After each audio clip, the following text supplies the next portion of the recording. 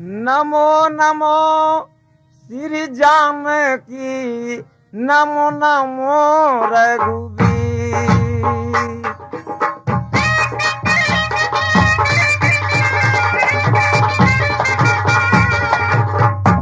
नमो नमो श्री जानकी, नमो नमो रघुवीर। नमो नमो श्री राधिका, नमो नमो जदुवीर।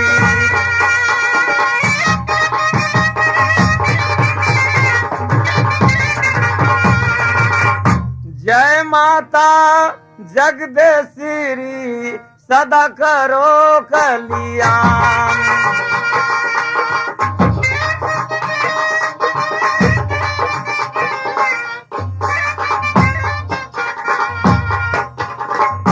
जय माता जगदीश्वरी, सदा करो कल्याण।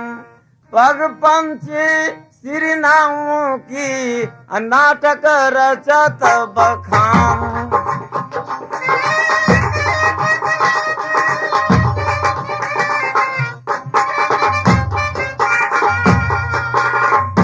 नाटक रचू बखान ध्यान धरू, सुमरहुए सरस्वती मैया। केवल आज तुम्हारी माता, पर लगाओ बहु मैया।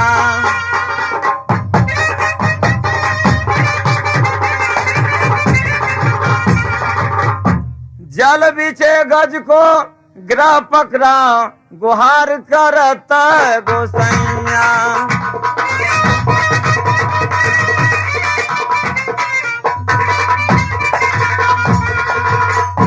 जल बिछे गज को ग्रह पकड़ा, गुहार करत है गोसैया।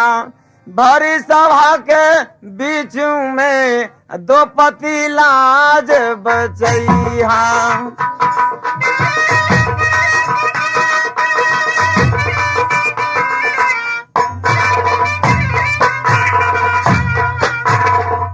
ऐसे लाजा रखो माता, सभा बीच मरैया।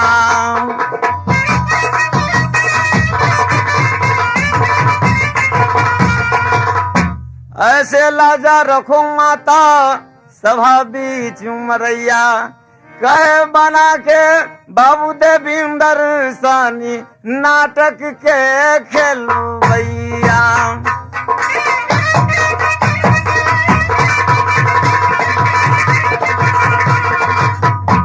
जिला है मुजफ्फरपुर, थाना बोचा कहलैया।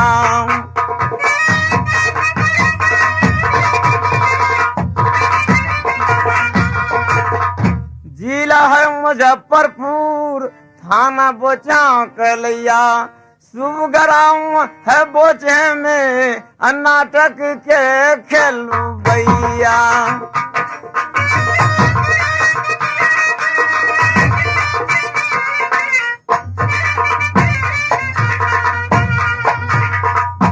आपको सामने रुनमा झुनमा का पाठ हम लोग देखने जा रहे हैं। मेरा कंपनी का कार्यक्रम चालू हो गया। बिजली सिपाही, प्रणाम हुजूर। खुश रहो। कहो कैसा समाचार है? समाचार हुजूर एकदम घिउवा से चिकन हवे। अरे बेहुदा, घी से चिकन कौन चीज होता है? घी से चिकन हुजूर, हम तोराई का तरकारी धरू जवान पर चल जाए ठेकान पर। ओह, छाला होता है। छाला होता है। ठीक है सिपाही। कहिए हुजूर। तो मेरा नाम शोभा सेठ है। मेरा मकान तारापुर में पड़ता है और पिताजी मुझको तीर्थ करने चल गए। मेरा विचार है कि हम देश भ्रमण करने जाएंगे। बिजली सिपाही, क्यों नहीं महाराज? तुम्हारा क्या विचार है? तो विचार है तो चला जाए। हाय रे पिताजी, गेलखिन रे बिजुलिया, देश भर मन मारे ना। पिताजी आई गेलखिन रे बिजुलिया श्री आई करन मान बिजुली रे रे।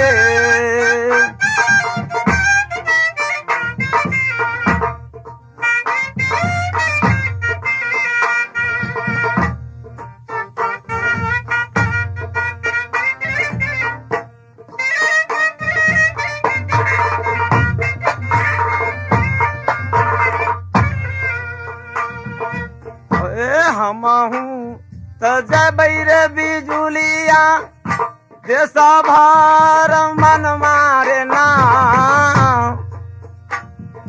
हम हूँ त जबै रे बिजुलिया देशा भार मन मा बिजुलिया रे रे रे। ए हम हूँ त जबै रे बिजुलिया देश भर मन मारे ना।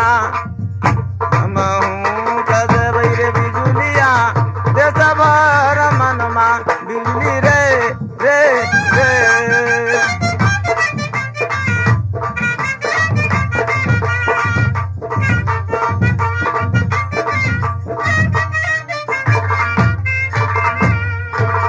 बिजली सिपाही जी महाराज।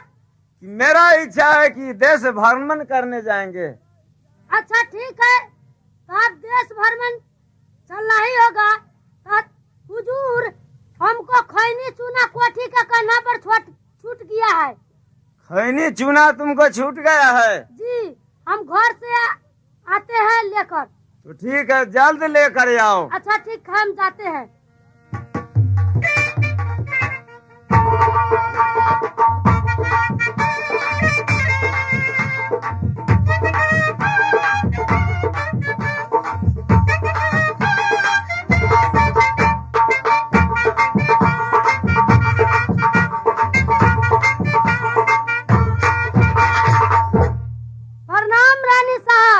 खुशी रहो बउआ बिजली। मलकिनी, बात यह है कि महाराज देश भ्रमण करने के लिए निकले हैं। क्या स्वामी जी देश भ्रमण करने के लिए जा रहे हैं? आप रोकिए, नहीं तो चले जाएंगे। कोई हालत में नहीं जाने दीजिएगा। सुने बुआ बिजली, गेया गेया गे चलो बउआ बिजुली पीछे लागल चलियो। आगे आगे तो चलो बउआ बिजुली पीछे लागल ये चलिए बिजुलिया रे रे रे।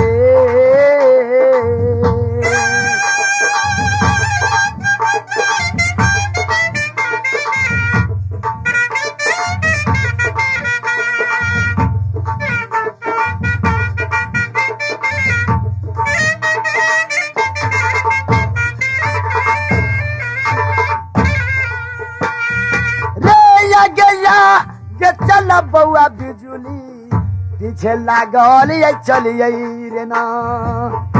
आगे आगे ये चल बउआ बिजुली पीछे लागल ये चलिए बिजुलिया रे रे रे।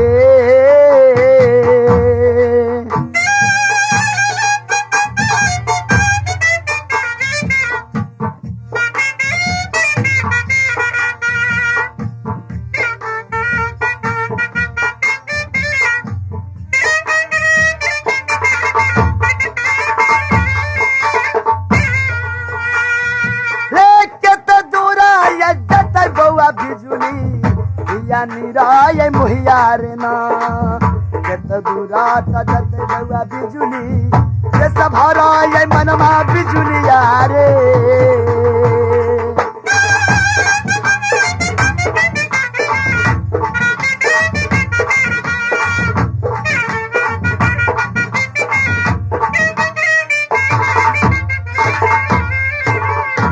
बउआ बिजली जी मालकिनी। स्वामी जी कहाँ है?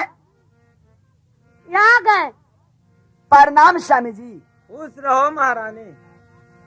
हो कहाँ के जातर बाहो बाला मुआ कैले या बान चलती होना कहाँ के यही सतरवा हमर पिया जी कैले ना यही चलती न पिया जी हो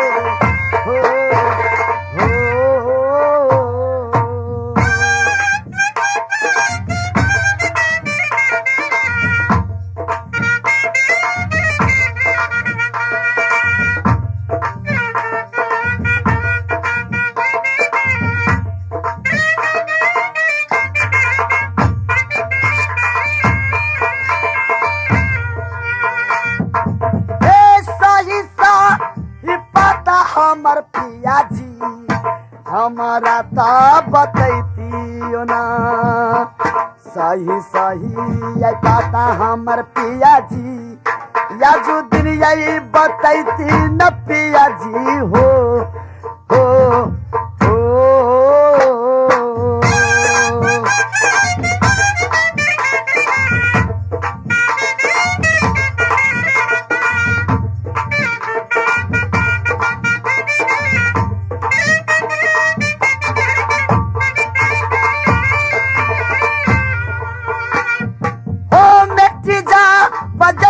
बलमुआ दिल के याराय मानना नटिया पाया जाते हमरा पिया जी दिल के याराय मान पिया जी हो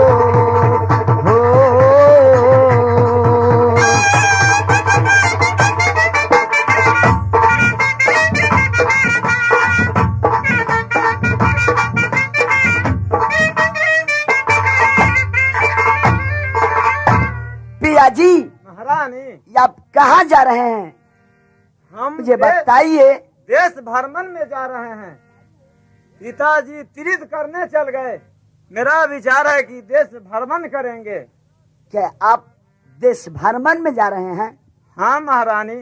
ये 14 कोस का राज ये तारापुर शहर है, ये कैसे चलेगा स्वामी जी? ये दोनों भाई जो है रुनमा झुनमा उसी पर छोड़कर जा रहे हैं। ये राज यहाँ आपको संभालना होगा। क्या हम संभालेंगे स्वामी जी? हाँ महारानी। हो बोलिया ताना हमर पिया जी गोली के यही समनमा होना गोलिया का यही लग हमर पिया जी गोली के यही समनमा न पिया जी हो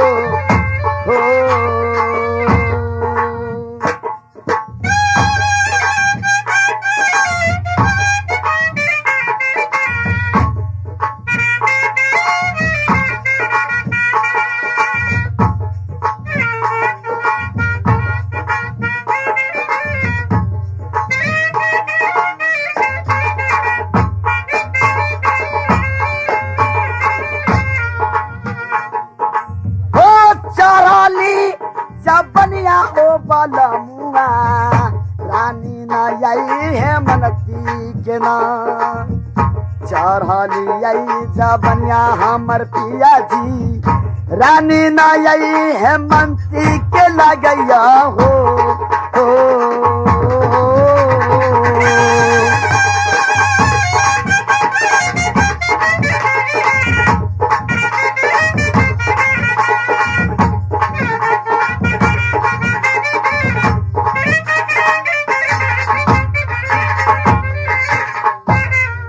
स्वामी जी महारानी मुझे 4वीं जवानी के छोड़कर आप देश भ्रमण के लिए जा रहे हैं। लालसा ला गया है मुझको कि देश भ्रमण करेंगे। जल्द ऑर्डर हमको दीजिए महारानी। ये 14 कोस का राज तारापुर शहर है, किस पर चलेगा स्वामी जी? ये देखभाल करना आप ही को काम है महारानी। नहीं, हम ऑर्डर आपको मैं कभी नहीं दूंगी, कभी नहीं दूंगी, कभी नहीं दूंगी। ऑर्डर तो देना होगा महारानी।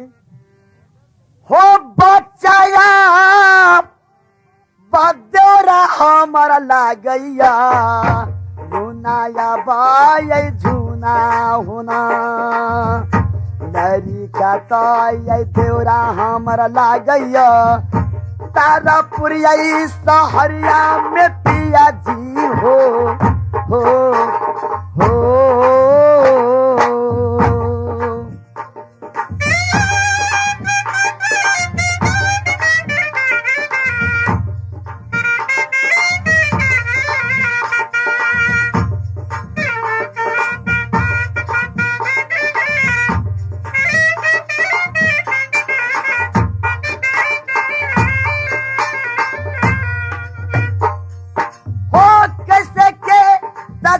हमर पिया जी तोरा से नान राजना कैसे के ताय चलते हमर पिया जी तोरा से नाय राज न पिया जी हो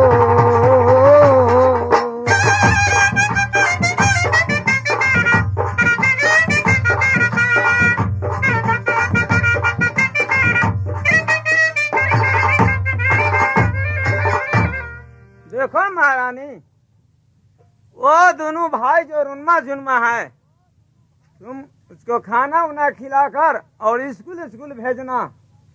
और मेरा ललसा यही कि देश भ्रमण करबे करेंगे, देर मत लगाओ, हम भ्रमण करने जाएंगे। कि मुझे बात नहीं माने स्वामी जी, नहीं बस जाइए, मगर समझ लीजिए कि रानी के बाद आप मान नहीं रहे हैं, मगर आपको रास्ता में खाता जरूर खाइएगा। नहीं नहीं, ऐसा नहीं हो सकता है महारानी।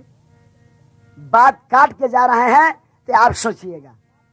बिजली सिपाही जी महाराज। तो अब चलो देश भ्रमण करने। चलिए। ठीक है चलो।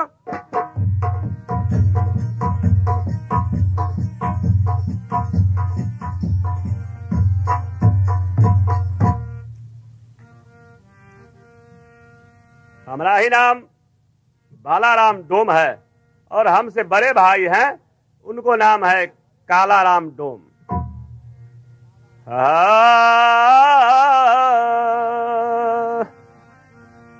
हो 12 कोसा बरैली बाबू भैया सब, 14 कोसा चकरैली ना।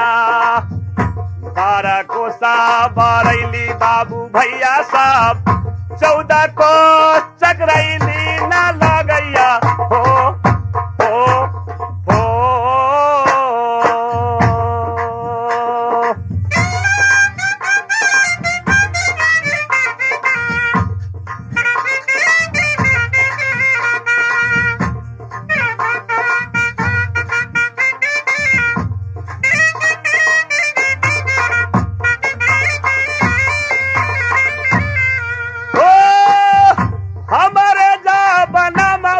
भैया सब बालारामा दीवानामा है, हमारे जाबानामा बाबू भैया सब बालारामा दीवानमा न लागई हो हो हो।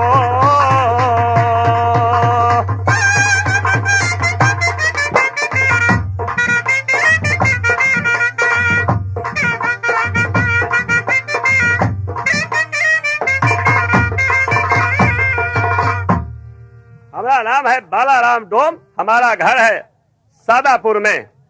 12 भट्टी को तारी पिए हैं, उस पर भी निशा नहीं लग रहा है। हो 12 आई भट्टी के हम तारिया, सादापुर में पी ली ना। 12 आई भट्टी के आई तारिया, सादापुर में पीबो न कली हो हो हो।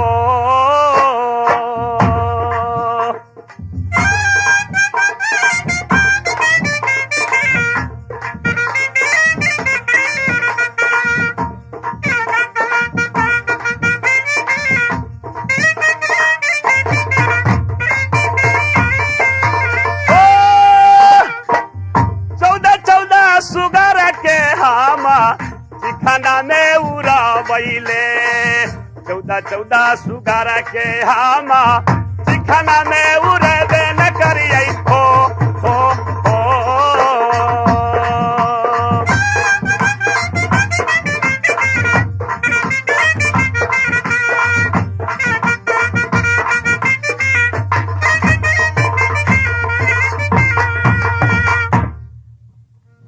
भट्टी को तारी शराब पीते हैं, 14 को शुगर खा गए तो वो निशा नहीं आया है। अब जाते हैं डुमरियों, कहेंगे एक बोतल जल्दी शराब पिलाओ जो निशा आ जाएगा। प्रणाम स्वामीनाथ। खुश रहो। हे डोमिन, एगो बात तोरा आई कहे के है। ठीक है, कहे से कहू। कहियो। कहू। हे एक बोतल दारू है डोमिनिया, हमरा के आई पिया बाहू ना। एक बोतल दारू है डोमिनिया, हमरा के पिए बे न करहू। हे हे हे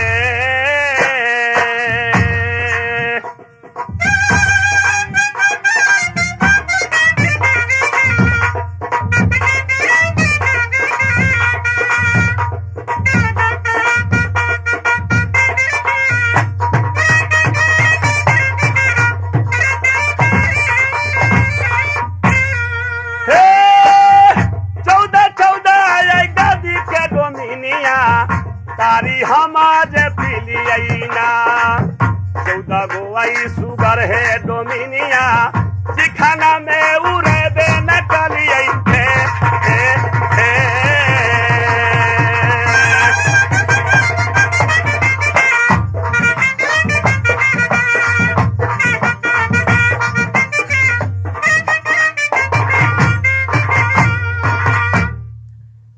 चौदह भट्टी के तारी पी लियो, 14 को शुगर खा लियो, तैयो अभी तक हमारा निशाना रहे। बोले जल्दी शराब पिया बा। कभी नशा ना लगा न तो जल्दी पिया बा। कहमा से दारू है बालामू जी, हमहू जे लई है ना। कहमा से दारू है बालामू जी, हमहू जे लेबे ना करियै।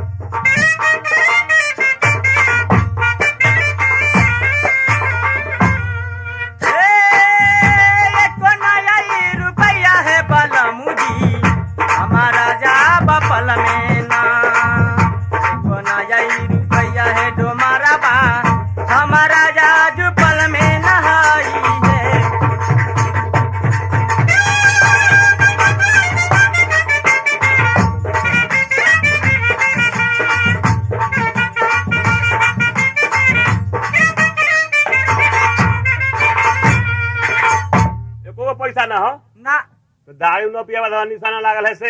हाँ तो कमा के लबै छी तो दारुए पी जाइ छी, हमरा दै छी जे हमरा। तो ठीक है, तो तू रहा, हम अपन जाई छी। हे खोजत जाबा होतै है डोमिनिया, हे बलपुरई नगरिया में हम हुई मैनेजर है डोमिनिया, रानी जाब हेबरी के लगी हे हे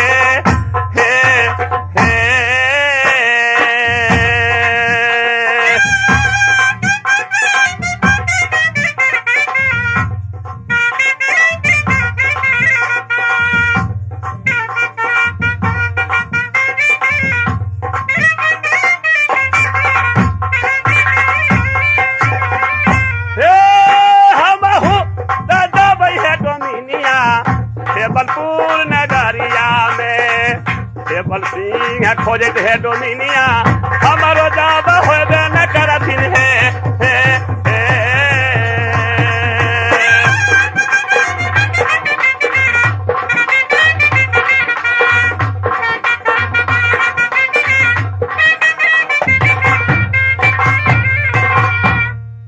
तो तू रहा, हम जाई छी हेबलपुर में, राजा हेबल सिंह खोजत, हम तो मैनेजर छी वहां के। क्या चलिए जबै? हाँ। हे कैसे के यारा भाई है बालामू जी, दादा पुरई नगरिया है ना। कैसे के यारा भाई है बालामू जी, दादा पुरई नगरिया में रह बैठे हे हे।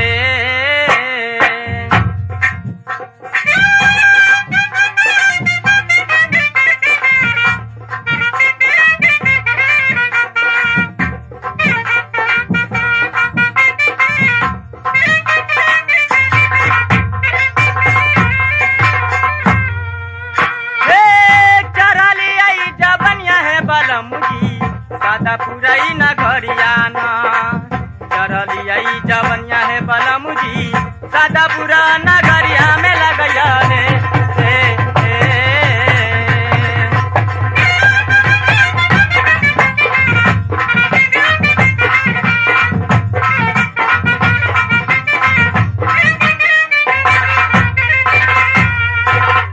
जवानी होता हमरा की कहै छा हम की करियो तब तो तू चलिए जावा हमरा जाब न त की करब हमरा हुए तो वहाँ हेबल सिंह हमर मालिक है खोजैत होत हम मैनेजर छी ओकर त हम जाब न त की करब जवानी छोड़ के चल जाबू त की कहै छा हमरा तो वहाँ का मैनेजर छी त हम जाबे करब तो सुना हम कहै से हे हम होगा रबती हे डो मरबा सादा पुरई नगरिया है ना बच्चा है वाला हो की हम होगा रबती हे डो मरबा सादा पूरा नगरिया में लगई थी हे हे हे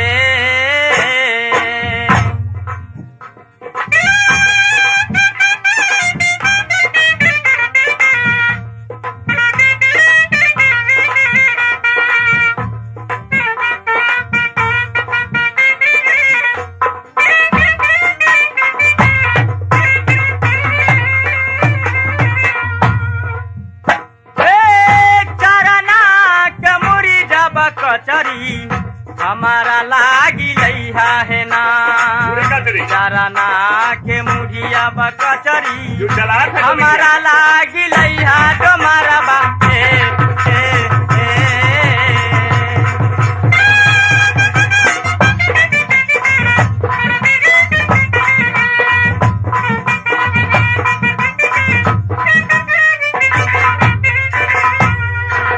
देखा तू जावा था जा लेकिन चाराना का मुड़ी कचरी ले लिया ना था हमार लड़का लेरा हो जात लड़का ले रहा हो जो तो हाँ तो मुड़ी करी तुरा ले ले वो से है ना हाँ अब बेटा बेटी हो तो कहू भगवान के कृपा से बेटा भेलो आ लेरा भेलो तो कतो जे केहन डोमरा लगे जे मौगी के खाइस न पूरा कल कई तो ठीक है तुरा ले ले वो तू जा ठीक है ले लिया जा अब हम जा रहे हैं अपना मालिक के यहाँ हेबलपुर में हे चिखलाई उरा बदलाई बाली राम हेबलपुर में चलैया ना करिया जवाब पियता आई डोमारा हेबलपुर में चलबे न करैया हो हो हो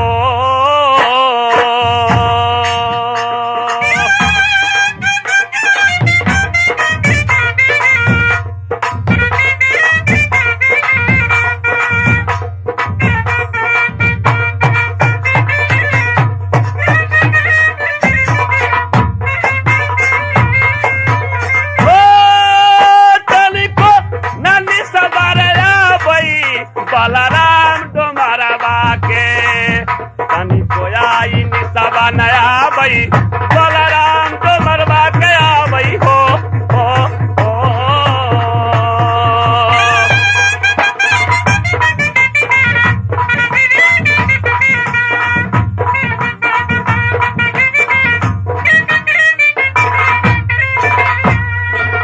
ये तो राज हेबलपुर है यहाँ का राजा हेवल सिंह सब लोग जानता है। अब हमें तो बूढ़ हुए, नाम भी हेवल सिंह है और वृद्ध बुजुर्ग में अंदर होता है। कहना यह है सिपाही जी महाराज। मेरे पास में एक लड़की है हाँ हाँ और वो तो अब बालिक हो गया। हाँ जड़ जवान भेगल हतन सारा काज राज वही का हाथ में है। जी। यहाँ तो ये राज जो है 14 कोस में प्योर डोम पड़ता है, एक सिर्फ हम राजपूत पड़ते हैं।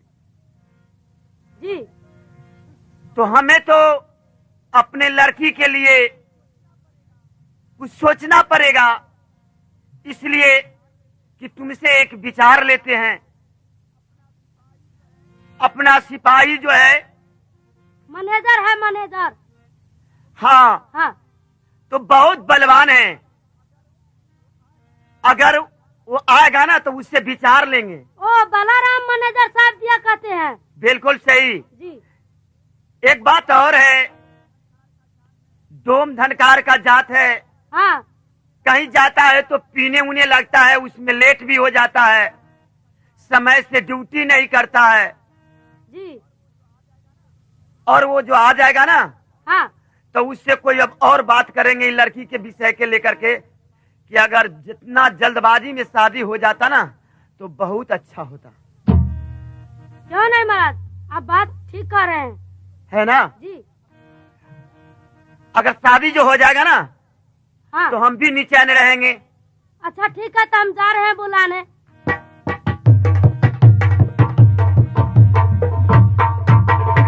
प्रणाम मैनेजर साहब। खुश रहो। क्या बात है रे? महाराज साहब बुलाए हैं। हमें पिए हुए हम नहीं जाएंगे। पिए हुए हैं तो हमको क्या कहते हैं, महाराज साहब बुलाए हमको हैं। निशा लगा हुआ है, क्या बोलता है? कुछ रुपया लाओ, पियेंगे, भट्टी में जाएंगे। पैसा मोरतोरी के। जल्दी लाओ, नहीं तो बड़ी मार मारेंगे। हमको अभी निशा है, कुछ और पियेंगे, शराब उराब। तो चलिए हुआ ये पाई दिवा देंगे। कहाँ दिवा देगा पैसा तुम? महाराज बुलाए हैं। मालिक बुलाए हैं? हाँ। ठीक है, चलो। चलिए चलिए।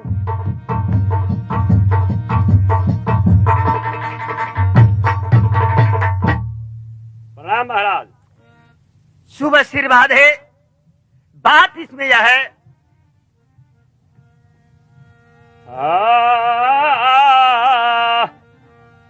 कौन तय जरूरी हमरा मालिक, हमारा से परलई होला। कौने आई जरूरी हमर मालिक, हमारा से परबो न कालई हो हो हो।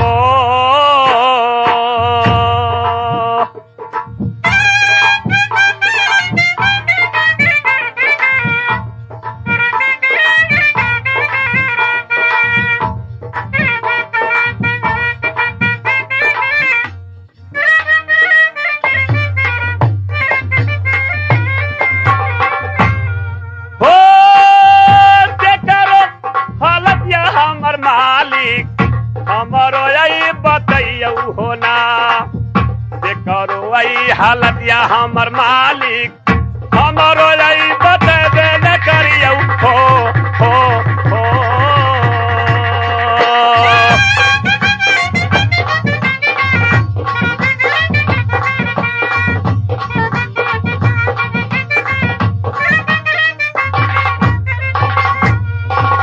मालिक, हमको बुलाने का कारण क्या है? हमको बहुत निशा लगा हुआ है, तते शराब पिए हुए हैं, तारी उड़ी। अब 14 को सुबह के जलपान नहीं किए हैं। ए बलराम, कहिए मालिक। एकदम मालिक मुंह मोकैया बड़ा। थोड़ा सा होश करके बोलो। हम है होशे में, कितना पीले में होशे में रहते हैं। एक तो ये राज है 14 कोस में प्योर डोमलों का। एक घर हम राजपूत हैं। कहिए। जिधर जिधर तू लोग नचाता है उधर उधर हमने नाचते हैं। कहना क्या है? कहना यह है कि हमें लड़की जो है हेबली, हाँ हाँ, वह जवान हो गई है। ठीक है। इंदे साल किसी भी हाल में उसे शादी करना है। शादी कीजिएगा? हाँ। तो शादी आप वही बार तो कीजिएगा तो हमको क्या कहते हैं? हम तो डोम है, हम क्या करें? हम तो पिए हुए हैं, अपना आपको मैनेजर है खेती कराने के लिए। सुन लो, राजा कितना ऊंचा रहता है उसे पास में एक वजीर रहता है, समझा नहीं? कहिए। और एक बात और सुनो। कहिए।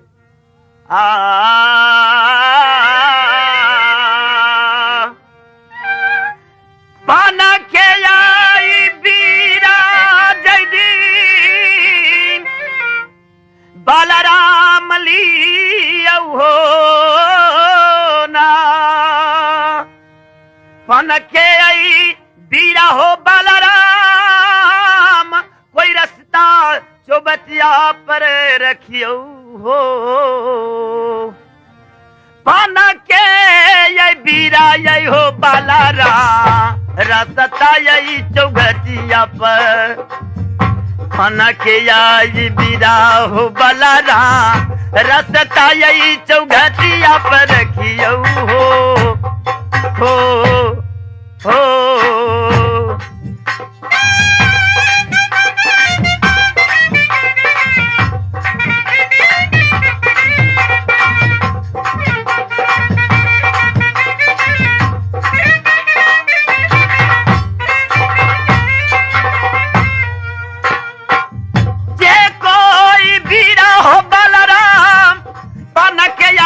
खातई हो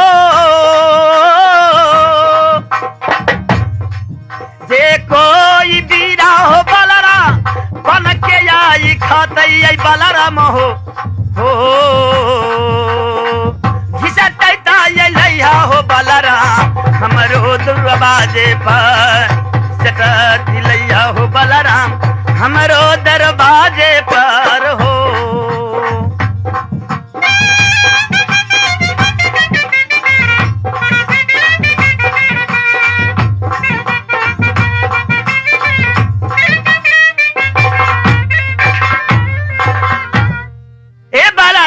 कहिए मालिक। एक रास्ता चौबटिया पर तू चले जाओ, पान के बीरा रख देना और जो कोई वीर जो होगा ना वो पान खाएगा तुम उससे घिसटते ले आना। उसी को ले आएंगे। हाँ। पान खाएगा उसको उससे हर कुछ पूछ लेना। पूछ लेंगे और उसको ले आएंगे आपके यहाँ। हाँ हाँ उसी से आप शादी कीजिएगा रानी हेबली के। बिल्कुल सही, ऐसे कह दीजिए, उसको मारबो उर्बो करेंगे। सुनो, अगर बात नहीं मानेगा इसके बाद मारना, अगर सहजे बात मान जाए तो कोई बातें नहीं है। हो महू जे जबई हमर मालिक वो चढ़ाई चौबटिया पर। हमहू जब जबई हमर मालिक वो चढ़ाई चौबटिया पर जबई हो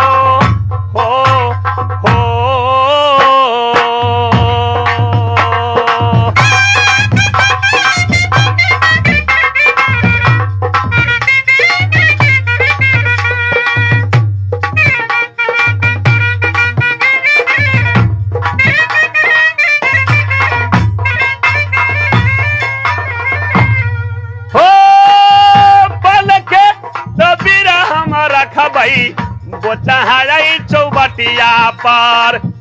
जे वीर पान जब खेतई वो चढ़ाई चौबटिया पर खेतई हो।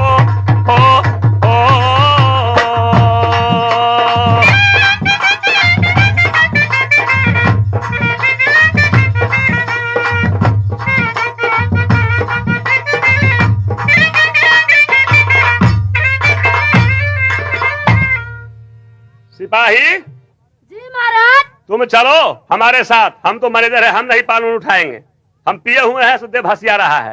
अच्छा ठीक है, तो हम रख देंगे वहाँ। पान ले चलो, आई चौराहे पर रख दो और डिगडिगिया पिटा दो। जो पान खाएगा उसको रानी हेबली से शादी करना होगा, और नहीं करेगा तो खाल खींच कर भूसा भर देंगे, और नहीं तो उल्टा बांध कर घिसट कर ले जाएंगे। यह कड़ा ऑर्डर है बालाराम डोम को।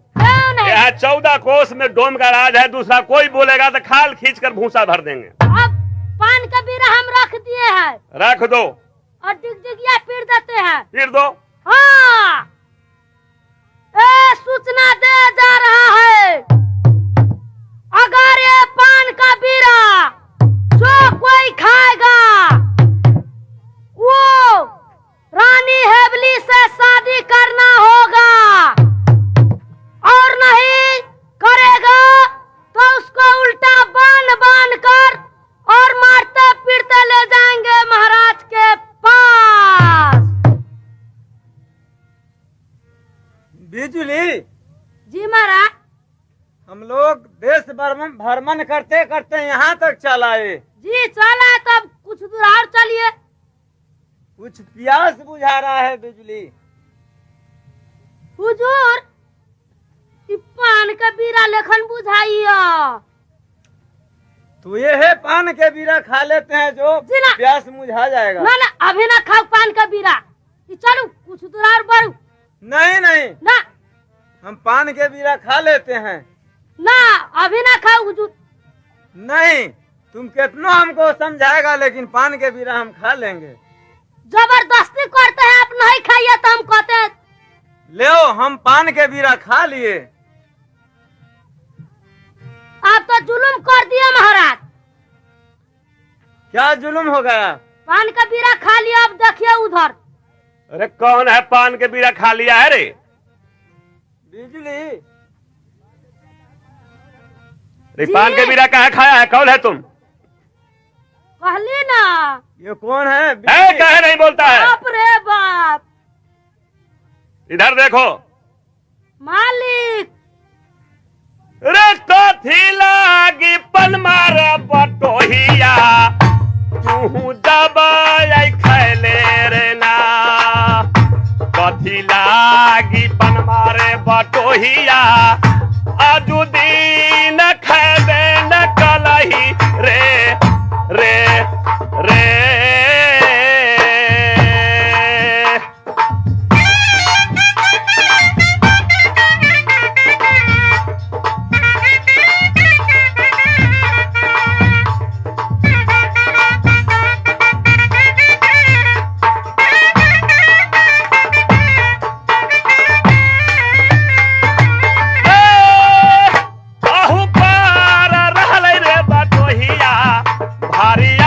कसम बारना जे जाब खातै रे बटोहिया, एहो जाब पनमा न खातै रे रे रे।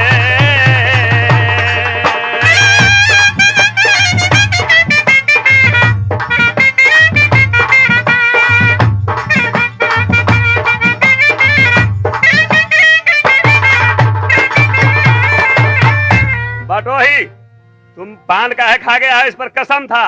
जो पान खाएगा उसको रानी हेबली से शादी करना होगा। अब चलो, तुमको शादी तुम ही करना होगा। मालिक।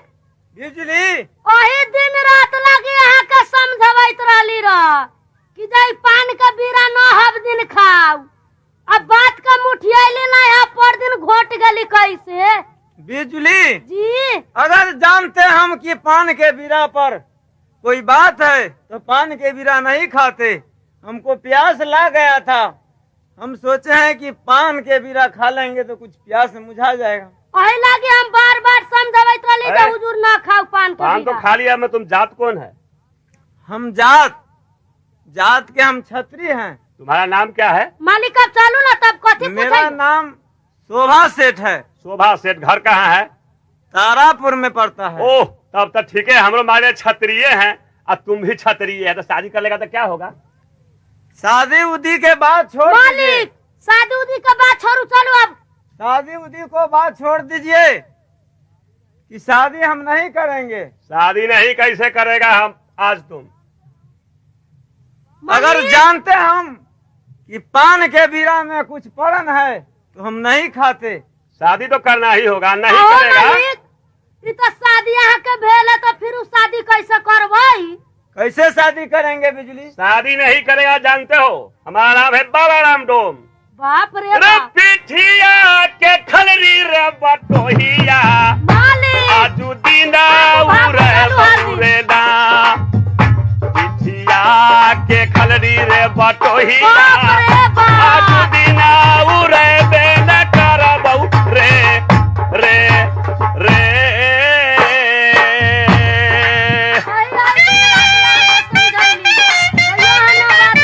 ऐसा नहीं कहिए महाराज।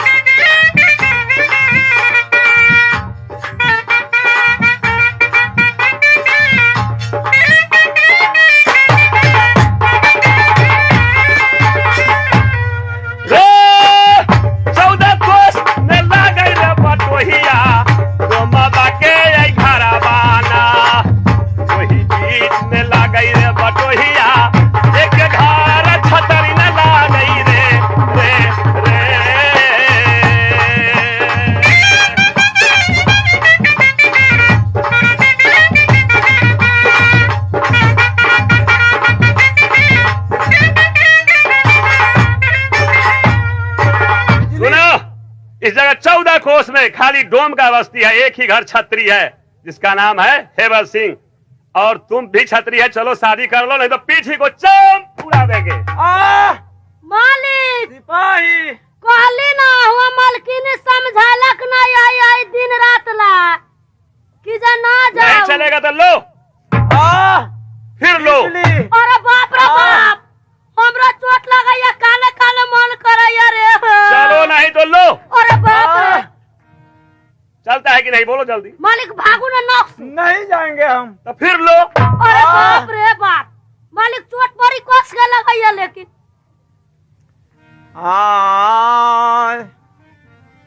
आई भारी था विपतिया रे बिजुलिया, आजू दीना परल रे ना। भारी था आई विपतिया रे बिजुलिया, आजू दीना परल बिजुलिया रे रे।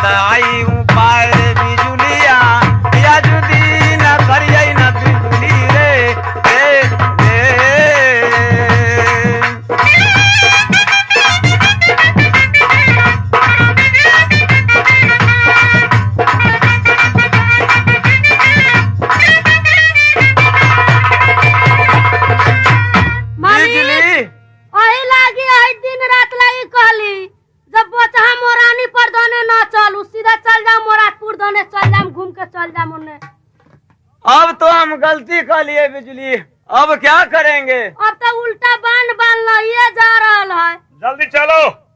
हमरो चले को होता ही हो। बिजली सिपाही आए वो हमको छोड़ देगा कैसे? जी हमू चलम की नहीं चलेगा तो 14 बाबा ठीक है दारुआ बालाराम न पीले है रे। 14 बाबा ठीक है दारुआ बालाराम पीबो न कला कई रे रे रे।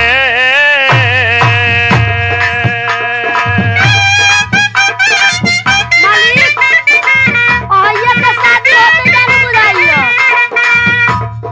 बलजोरी कर रहा है, तुम्हारा क्या विचार है?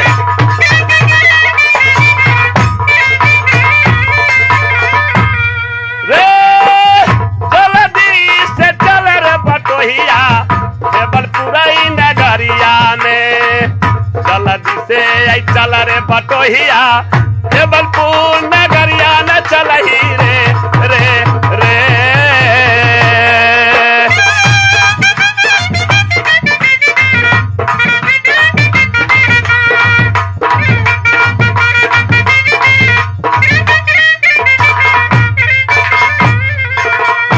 बिजली सिपाही छोड़ दो, पहले पूछे दो उनका साहेब कहो इनके शादी होता है कि हमरो होता है शादी हुआ? चुप बेहुदा, आए इतना मार मारेंगे तुम शादी करेगा? शादी होगा जो खाया है पान के बीरा उसको, तुमको कैसे होगा रे बेहुदा? हम तो कल ही जानू हमरो होता है। एक ही आदमी को होगा जो पान को बीरा खाया है। हमरा एगो छोटकी से करा देबै तो की होत? तुम इस ब्याह करना चाहता है कि शादी? तो वो शादी हम कहचे तो लो, अरे बाप रे, फिर लो। अरे बाप रे बाप, मालिक ई कहो। सिंदूर दान के दहेज पड़ैया। चलो दोनों आदमी चलो चलना ही पड़ेगा। चलो।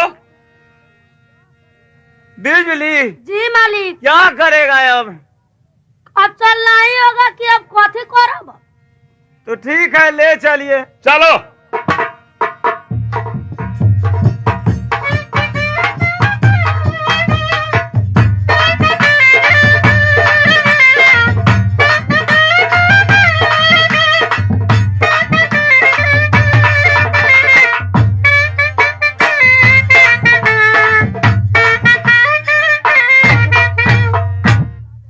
प्रणाम मालिक।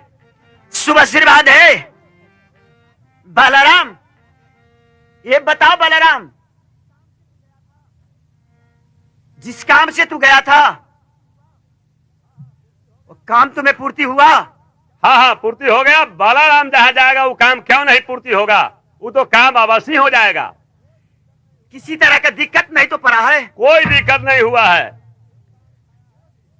देखिए, यही पान खाया है, इसको पकड़ करके लाए हैं हम। पूछिए ये कहाँ घर है और कौन है। ठीक है, पूछ लेते हैं। और हम जाते हैं, भट्टी में कुछ दारू उरू पीने, निशा कम गया है। प्रणाम महाराज। खुश रहो। गोर लाई छी मालिक। शुभ आशीर्वाद है। कहेला अरे बेवकूफ, तुम्हें आशीर्वाद दिए तो कह रहा है कहेला। कहेला अरे जियो। जी का क्या करेंगे? जी के लोग करता है क्या? क्या करता है? तुम्हें कोई पता नहीं है? कोई पता नहीं है। इस दुनिया में जो होता है दुनियादारी वो देखता है। देख के क्या होता है? वो अपने नैन को जुड़ाता है। नैन का जुड़ा के क्या होगा? जो लोकाचारी का बात है वही होता है। वो देख के हमको क्या होगा? सुन लो, अगर सारी बात से नहीं कुछ होगा तो एक और उपाय है। कौन उपाय है? थोड़ा देर की बात तुम्हें बताएंगे। अच्छा ठीक है, तो बता। ये बताइए, आपकी मकान कहाँ पड़ता है? मेरा घर महाराज तारापुर में पड़ता है।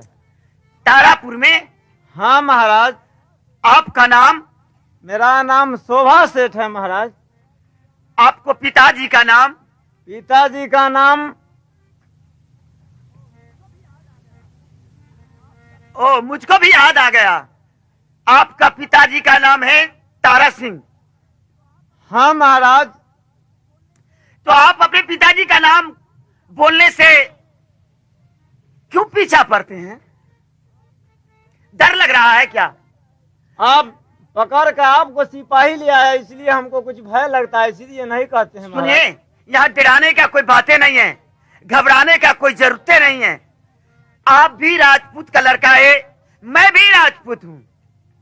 ये 14 कोस हेबलपुर में एक घर राजपूत हैं, तो हमें तो कोई डर नहीं है। और जबकि आप राजपूत होते हुए राजपूत के पास आए हैं तो डरने का क्या सवाल रह गया? यहाँ देश विदेश है, इसलिए डर लगता है महाराज।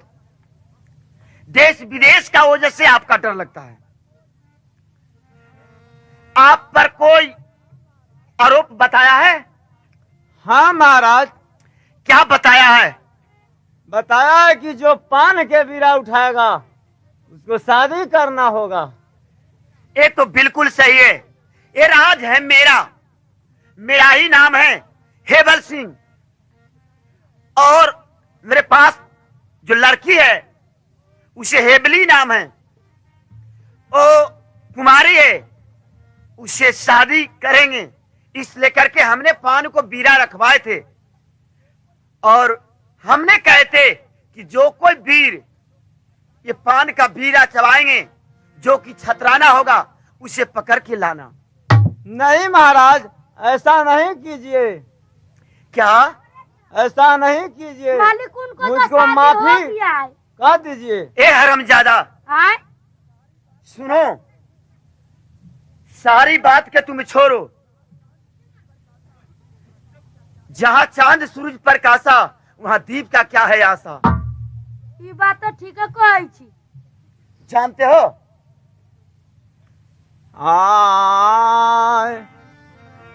आई भारी तो गलत आई राजा जी, या जुदी न भेलई होना। भारी तो आई गलत आई राजा जी, या जुदी न आई भेलई राजा जी हो।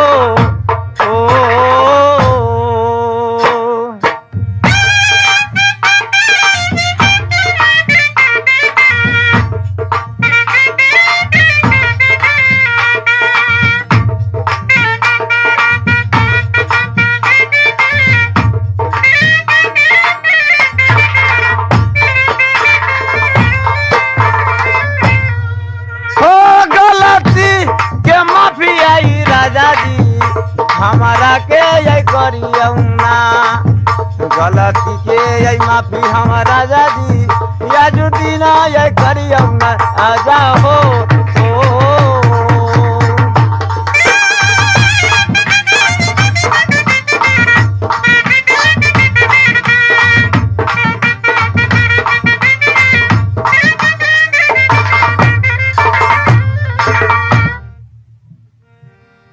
सुनिए, आप जो भी बोलिएगा, आपको बात को मान रहे हैं, लेकिन यहां तो गलती का कोई सवाल नहीं रह गया है। सिर्फ आपको यहां शादी करना है। हमरो शादी होते मालिक। महाराज यहाँ काम का घर है कि मजाक का घर है? हम तो कल जानू हमरो बियाह होते। चुप। चुप पर मुंह। शादी करना ही होगा महाराज। हाँ, शादी करना होगा। और मेरा विचार है कि दोसर पान के बीरा लगवा कर रखवा देते महाराज। नहीं और नहीं, अच्छा होता। ये शोभनीय बात नहीं है। अभी मैं अपने लड़की का बुलाता हूं और आपको साथ उसे हाथ धरवाएंगे और आज से ये राज लेकर हम करेंगे तो क्या करेंगे, इस राज का मालिक आप बनिए, ये राज ताज आप संभालिएगा। ठीक है महाराज, जब आप नहीं मानते हैं तो आपको इच्छा जो हो